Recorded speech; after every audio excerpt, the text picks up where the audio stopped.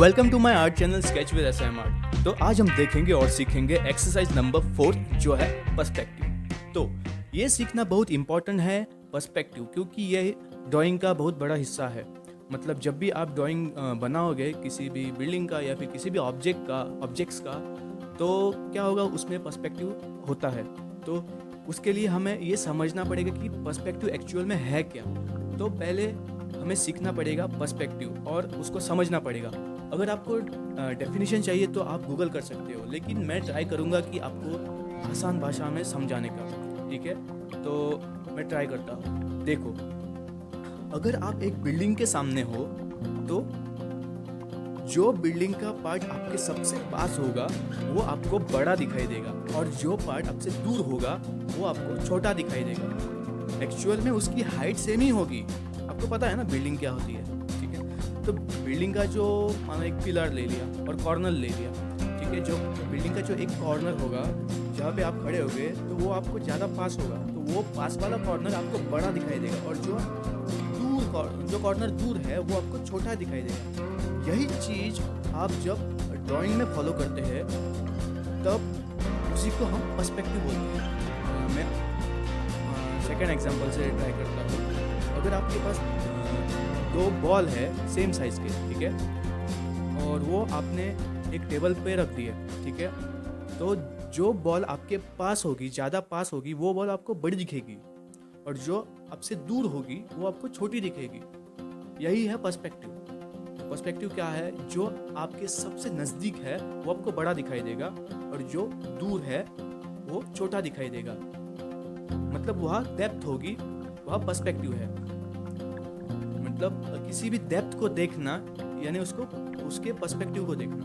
और यही चीज़ आप जब ड्राइंग में फॉलो करते हो तो उसी को हम पर्सपेक्टिव बोलते हैं। ठीक है, तो इसीलिए ये चीज़ ड्राइंग में फॉलो होती है पर्सपेक्टिव। तो इसीलिए पर्सपेक्टिव को समझना बहुत ही इम्पोर्टेंट है, और ये पर्सपेक्टिव ड्राइंग का एक मेन हिस्सा है, तो इसे समझिए। तो मैं और एक एग्जांपल से आपको समझाना चाहूँगा।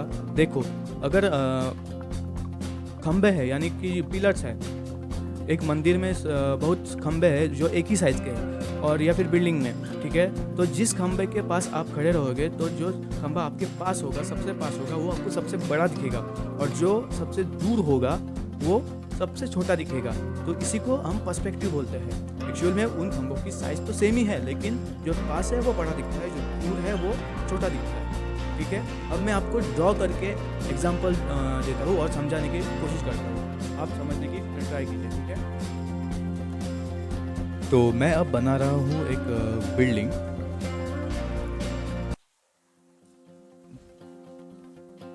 तो यहाँ जो पर्सपेक्टिव फॉलो होता है वो है 2 पॉइंट पर्सपेक्टिव।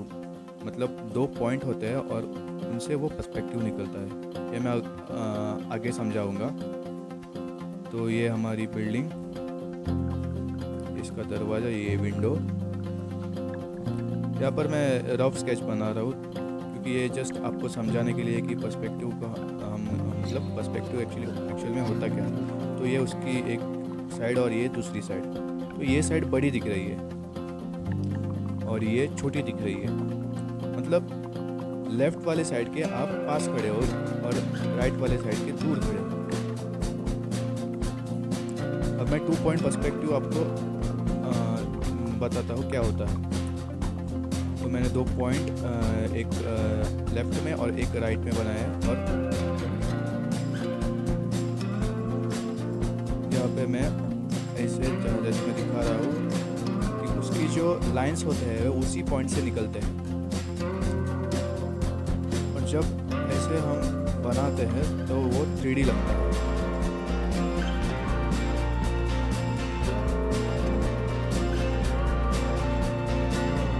ये एक बॉक्स हो गया जिसको मैं अब एक्सटेंड कर रहा हूँ।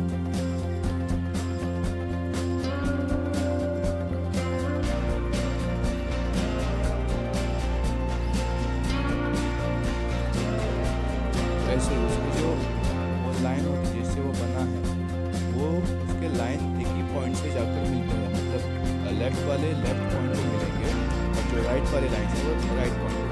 कहते हैं पर्सपेक्टिव में। और एक बॉक्स बनाते हैं। 3D लग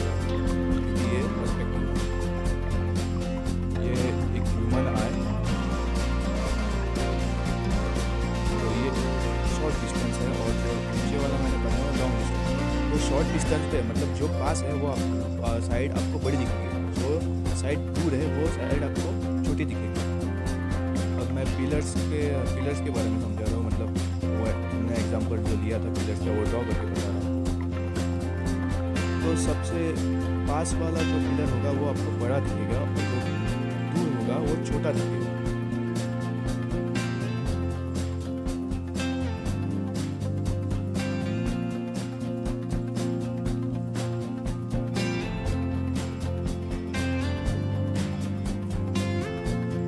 ऐसे में ये एप्पल के साथ करता हूँ, ये एक एप्पल और ये दूसरा एप्पल, मतलब जो पास वाला है वो बड़ा दिख रहा है और जो हमसे दूर है वो छोटा दिखेगा।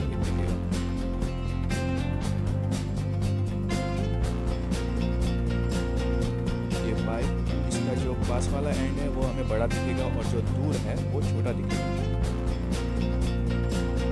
तो पर्सपेक्टिव को समझना बहुत ही इम्पोर्टेंट है ड्राइंग में, क्योंकि अगर पर्सपेक्टिव ठीक नहीं होगा तो आपकी ड्राइंग भी अच्छी नहीं दिखेगी।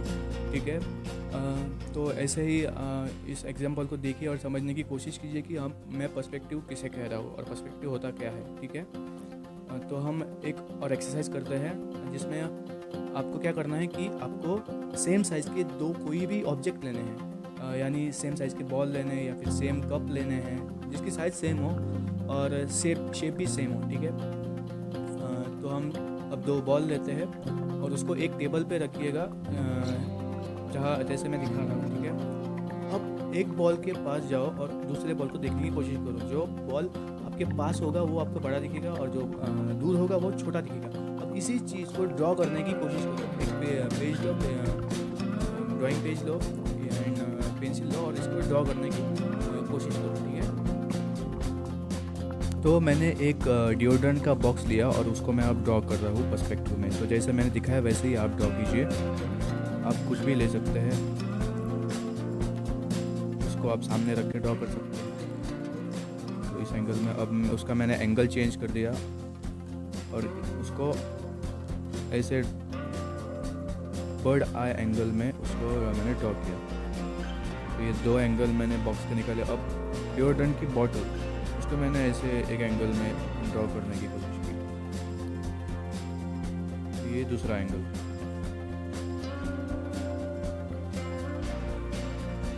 ऐसे मैंने दो ऑनियन लिए और एक पीछे रखा और एक आगे रखा, उसको ड्रॉ करने की कोशिश की।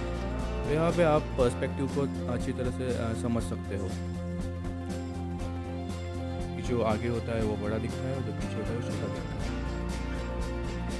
ऐसे मैंने कप के साथ किया।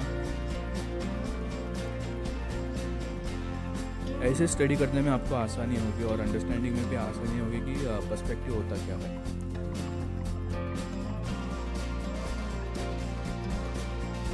अब ये जो पर्सपेक्टिव है उसको मैं अगर सिंपल भाषा में आपको बताने की ट्राई करूँ तो ये मैं बोलूँगा कि एक ऑब्जेक्ट का जो पार्ट आपके पास है वो आपको बड़ा दिखाई देगा और जो पार्ट आपसे दूर है वो आपको छोटा दिखाई देगा। तो यही पर्सपेक्टिव है आसान भाषा में। ठीक है, और ये पर्सपेक्टिव की नॉलेज होना इम्पोर्टेंट है, क्योंकि जो हमारी अगली एक्सरसाइजेज होगी वो है ऑब्जेक्ट ड्राइंग और उसमें पर्सपेक्टिव को समझना इम्पोर्टेंट है। ठीक है, तो इसीलिए ये एक्सरसाइज भी इम्पोर्टेंट है। इसे भी आप अच्छी तरीके से समझ के प्रैक्टिस कीजिएगा। ठीक है, अगर आपको कोई भी क्वेश्चन होगा इसके बारे में तो आप मुझे कमेंट में बता सकते हो या फिर मुझे इंस्टाग्राम पे मैसेज कर सकते हो। ठीक है, तो आज के लिए बस इतना ही। इसको अच्छे से प्रैक्टिस कीजिएगा, ज़्यादा प्रैक्टिस कीजिएगा नोटबुक अपनी ड्राइंग बुक पे। ठीक है, तो आज के लिए इतना ही।